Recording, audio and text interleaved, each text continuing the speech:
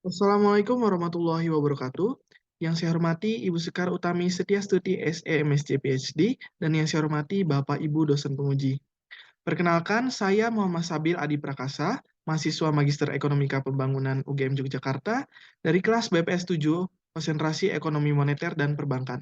Dalam kesempatan ini, perkenankan saya untuk memaparkan hasil tesis penelitian yang saya beri judul Pengaruh Persaingan Bank dan Kebijakan Makroprudensial terhadap Stabilitas Bank Umum Konvensional di Indonesia tahun 2004 hingga tahun 2021.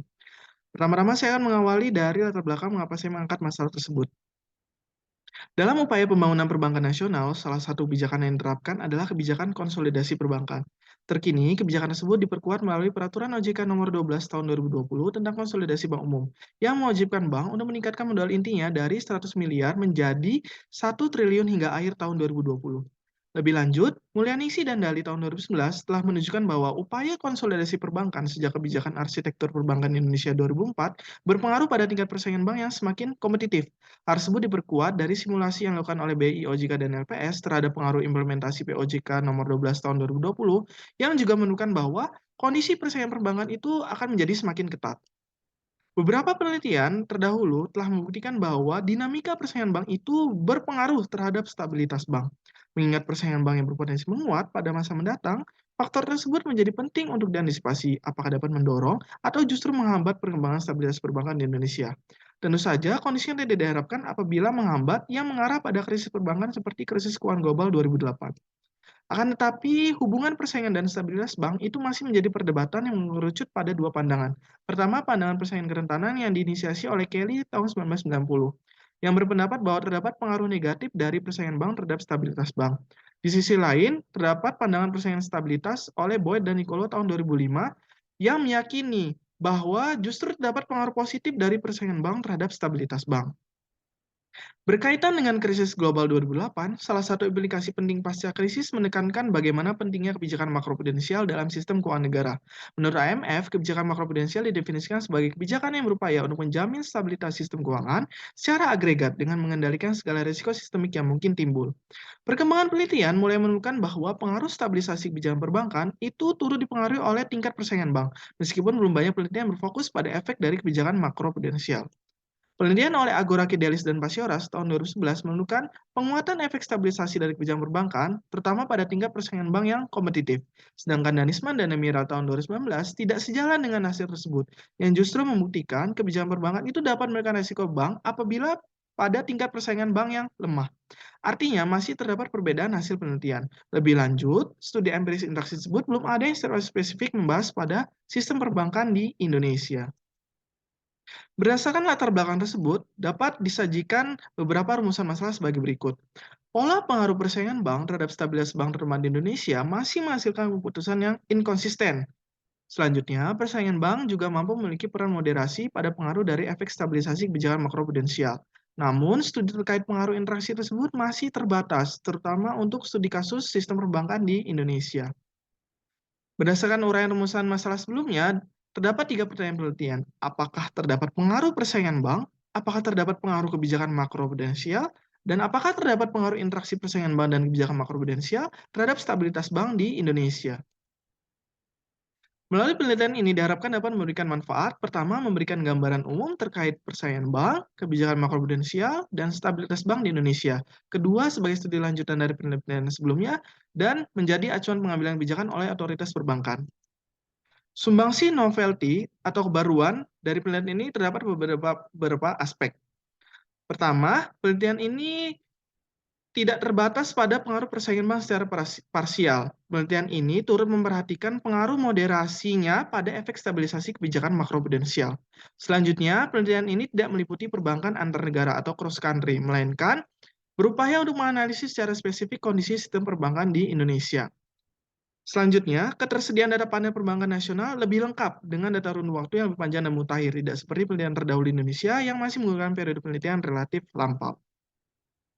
Adapun ruang lingkup dan batasan penelitian, pertama, cakupan bank dibatasi pada kelompok bank umum konvensional, periode penelitian dibatasi dari 2004 sejak kebijakan API hingga tahun 2021, dan hanya mencakup bank yang tergolong masih aktif beroperasi hingga tahun 2021. Selanjutnya kita masuk ke landasan teori hubungan persaingan dan stabilitas bank. Pertama, pandangan persaingan kerentanan. bahwa persaingan bank yang terlalu kompetitif itu membatasi keuntungan bagi bank, sehingga mendorong bank less prudent. Perilaku beresiko tersebut pada akhirnya dapat mengganggu stabilitas perbankan.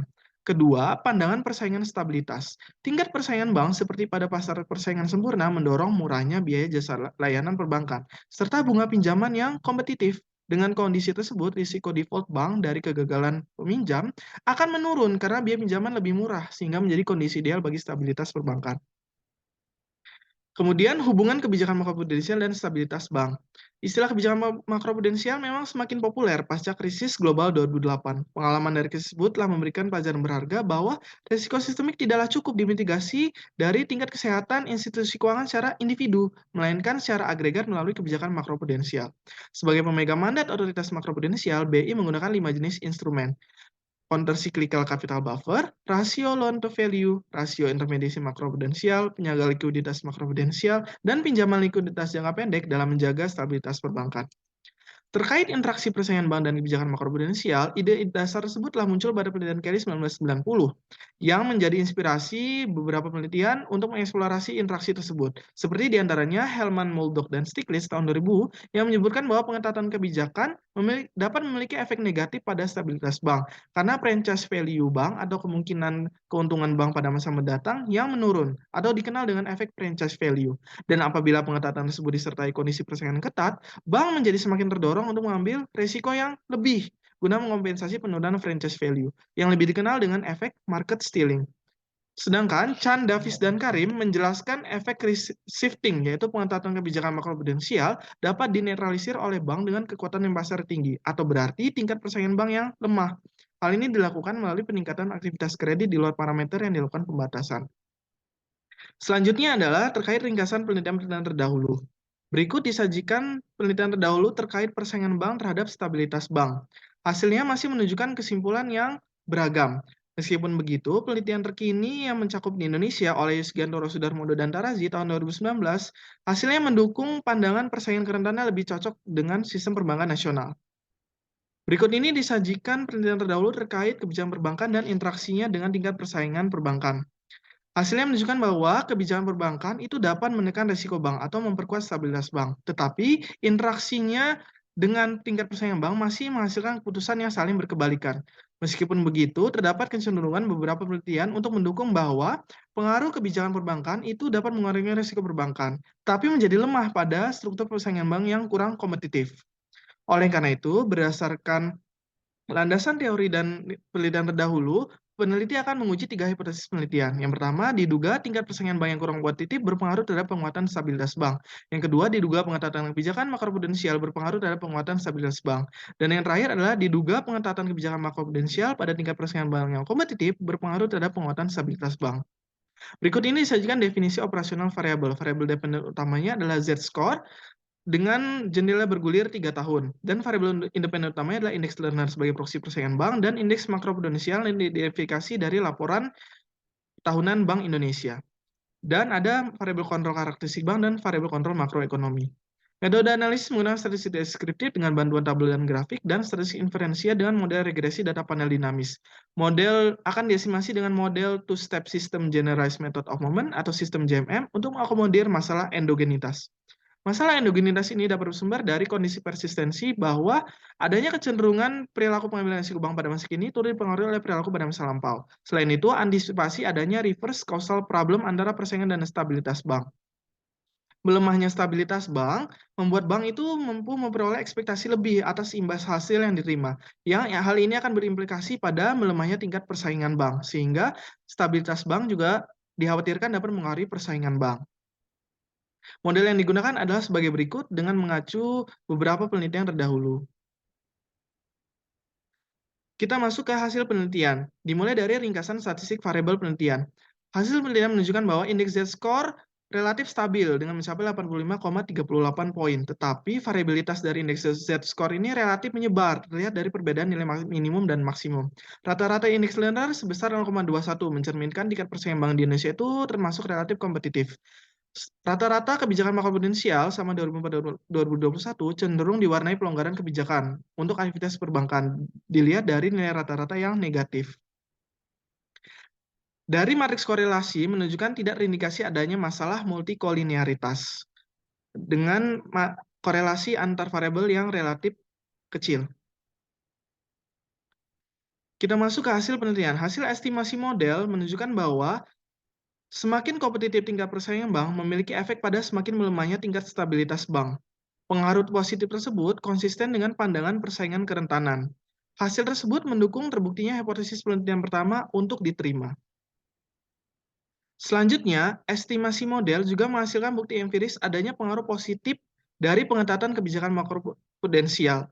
Hal ini sesuai dengan pengetatan instrumen LTV dan RIM yang berupaya untuk mencegah perilaku resiko yang berlebihan yang diambil oleh bank yang bermuara pada terpeliharanya stabilitas perbankan. Temuan tersebut juga menjadi dasar keputusan untuk menerima hipotesis penelitian yang kedua. Kemudian selanjutnya hasil estimasi regresi menunjukkan terdapat pengaruh signifikan terhadap stabilitas bank yang bersumber dari interaksi persaingan bank dan kebijakan makroprudensial. Koefisien yang negatif sejalan dengan adanya efek franchise value dan efek reshifting pada kondisi persaingan yang lemah. Hal ini berpotensi terjadinya adanya efek destabilisasi dari kebijakan makroprudensial apabila bank memiliki kekuatan pasar yang moderat hingga kuat. Hasil ini juga dengan kata lain dapat mendukung hipotesis ketiga penelitian untuk dapat diterima. Selanjutnya, untuk memperkuat hasil penelitian dilakukan uji robustness, pengecekan robustness terhadap hasil estimasi. Robustness dilakukan dengan alternatif indikator Z-score yang menggunakan standar deviasi ROA berdasarkan periode penuh. Hasil estimasi model mengindikasikan pengaruh dari tingkat persaingan bank dan kebijakan makroprudensial bersifat robust, baik dari segi arah maupun signifikansi. Namun dari besaran sedikit berbeda karena alternatif stabilitas bank lebih rendah daripada model utama disebabkan standar deviasi profitabilitas atau ROA dari periode penuh itu yang lebih tinggi daripada jendela periode 3 tahun ke belakang. Selanjutnya, uji robustness juga dilakukan dengan menggunakan alternatif indeks makroprudensial. Alternatif indeks makroprudensial akan menggunakan sepenuhnya hasil periode pengetatan pelonggaran yang dibangun oleh alam dan dimutakhirkan secara berkala oleh IMF. Hasilnya juga mencerminkan bahwa estimasi model utama bersifat robust, baik dari segi arah, besaran, dan signifikansi dari koefisien regresi. Berdasarkan hasil penelitian dan pembahasan tersebut dapat disimpulkan pertama, tingkat persaingan bank terbukti mempengaruhi tingkat stabilitas bank secara negatif dan signifikan. Dengan kata lain, temuan tersebut mendukung pandangan persaingan dan kerentanan. Kedua, kebijakan makroprudensial mempengaruhi tingkat stabilitas bank secara positif dan signifikan. Hal tersebut berarti implementasi kebijakan makroprudensial telah efektif dalam menjamin stabilitas perbankan. Yang terakhir, interaksi persaingan bank dan kebijakan makroprudensial terbukti mempengaruhi tingkat stabilitas bank secara negatif dan signifikan. Artinya, dengan hanya berfokus pada kebijakan makroprudensial, tanpa mempertimbangkan tingkat persaingan bank, tidaklah cukup dalam memelihara stabilitas bank. Dalam melaksanakan penelitian, terdapat beberapa keterbatasan penelitian. Yang pertama, perhitungan dari indeks learner ini masih berdasarkan cakupan bank yang tetap beroperasi hingga tahun 2021. Padahal pada periode relatif lampau, terdapat kehadiran bank lain yang telah mengalami merger ataupun telah tutup. Kemudian, penelitian ini membatasi instrumen kebijakan makroprudensial pada dua instrumen yang aktif digunakan, yaitu LTV dan RIM. Padahal, terdapat 5 instrumen makroprudensial. Salah satunya yang berpotensi dimasukkan pada penelitian mendatang adalah instrumen PLM, yang mulai berlaku sejak tahun 2018. Yang terakhir, cakupan penelitian dapat diperluas dengan turut meliputi bank umum syariah, serta periode penelitian tidak terbatas pada data tahunan, melainkan mencakup data triwulanan. Terakhir, berdasarkan kesimpulan, dapat diambil beberapa implikasi dari segi praktis. Yang pertama, otoritas mikroprudensial yaitu OJK dapat mempertimbangkan pemberian ruang pelonggaran bagi tingkat persaingan bank yang kompetitif. Yang kedua, otoritas makroprudensial yaitu Bank Indonesia perlu mempertahankan bahkan meningkatkan kualitas dari segi kebijakan makroprudensialnya. Yang ketiga, otoritas perbankan, BI dan OJK perlu bersama-sama mempertimbangkan pengaruh pelonggaran tingkat persaingan bank yang kompetitif yang dapat berefek pada destabilisasi kebijakan makroprudensial. Koordinasi antar otoritas perbankan itu menjadi penting guna mengoptimalkan tingkat persaingan bank dalam upaya menjaga tingkat stabilitas bank. Selain itu, BI perlu proaktif melalui pengawasan khusus dalam implementasi kebijakan makroprudensial bagi bank yang memiliki kekuatan pasar lebih. Demikian yang dapat saya sampaikan. Semoga hasil penelitian ini dapat memberikan manfaat bagi banyak pihak. Terima kasih kepada dosen pembimbing dan dosen penguji. Sekian saya akhiri dan saya tutup paparan kali ini. Wabillahi taufiq wal hidayah. Wassalamualaikum warahmatullahi wabarakatuh.